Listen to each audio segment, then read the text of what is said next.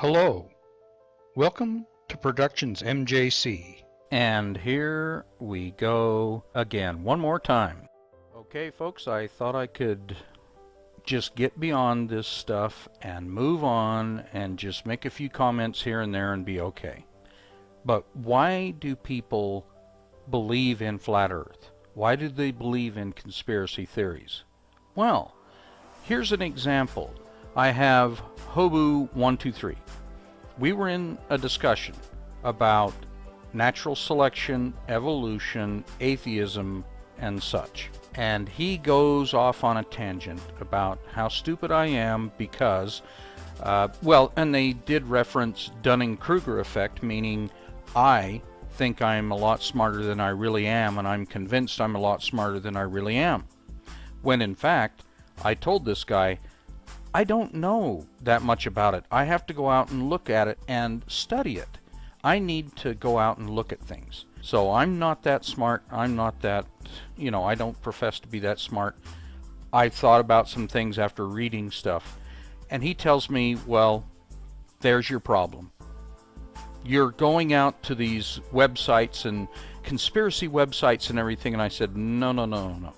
I go out to Merriam-Webster. I go out to Encyclopedia Britannica. As a matter of fact, I go out to Berkeley's own definition of natural selection, evolution, and such. And we were having discussions, and I said, I'm not that smart. That's why I go to these websites. And he said, yes, of course, that's your problem. He even says you shouldn't be going to dictionaries and encyclopedias and college websites to see what this stuff is. Then what else is there? What else is there? I mean, I'm not going out to young creationist garbage websites. I'm not going out to conspiracy theory websites. He goes, what makes you think that the definition of evolution is about a new species, about species change? Because that's what the definition says it is? And he goes, well, that's your problem. You're looking at the definition from Berkeley or the encyclopedia or the dictionary. Now do you understand why flat earth people suspect that all the information out there is garbage? Because this Hobu123 is an academic. He's an intellectual.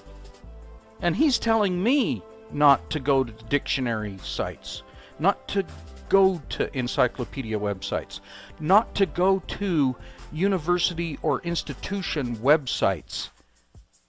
But I'm just supposed to believe what he says or some scientific paper. He asked me, what is the theory of evolution? And I pointed him to it. He said, nope, that's totally wrong. Then why is it on Berkeley's website? Why is it in a dictionary? Why is it in an encyclopedia if it's wrong? Why do people believe in flat earth? Why wouldn't you? I mean, if you've got an academic intellectual who probably couldn't roll up a map, fold up a map, probably could not make his way without the subway, he'd be lost. He wouldn't be able to drive. If he says dictionaries, encyclopedias, college websites, Berkeley is wrong, what can you do? How can you answer that? That's why, and I'm not talking about the flat earther video makers that want to get attention. Your Jeranism, Bob Nodell, these other fools that just insist on doing stuff like that. No. I am talking about people that believe that we're all being lied to and the earth is actually really flat. Well, if we have Hobu123, an academic, he spouted off some stuff that I'd never read, never seen. And I wondered, where is he getting that? Because it's not on Berkeley. It's not in Encyclopedia Britannica. It's not in the dictionary. But he was spouting it off, and he was giving me links and quotes and everything. And when I pointed out, a scientific theory requires repeatable, reproducible evidence. A theory is an investigation of a hypothesis. Now, the hypothesis is just a thought experiment. Scientific theory is how you go out and prove it. And he's like, no, That's not it. I said, it's in the dictionary. It's the definition of, well, that's wrong. You know, as soon as you point out, yes, evolution says that new species come from pre-existing species. Here's the definition. Nope, that's wrong. Why would you think then that people wouldn't believe the Earth is flat if they're being told that the definitions in dictionaries and encyclopedias and college websites are idiotic and wrong? This is what I mean by smartly stupid. They are so smart, they are absolutely stupid to the ways of common sense and reality. Common sense says it looks flat, but the operative word is looks flat. It's an optical illusion, and you can use a little bit of more common sense to figure that out, and some academia, some scientific experimentation, you know, cool. That's why people don't believe in what they're being told, is because they actually have these academics who, if they went into an actual classroom setting and the map was all the way rolled down, they would not be able to roll it back up. They are that smartly stupid. They would, you know, that they don't have the mechanical means. As a matter of fact, old Hobu 123, we were talking about Tiktaalik and the fact that coelacanth came after, and therefore he was talking about how it was a transitional fossil that had been found. And I said, okay, what was the one before, what was the one after? Oh, he you know, that's not it.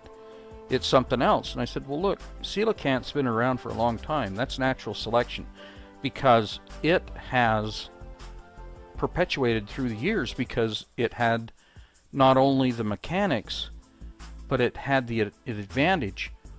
Tiktaalik was just a stumble-legged creature that didn't survive. It died off. It didn't turn into something else. And he goes, no, it's not supposed to turn into something else. And I said, what do you mean? Transitional creature means it was something different, then it was something different, then it was something different.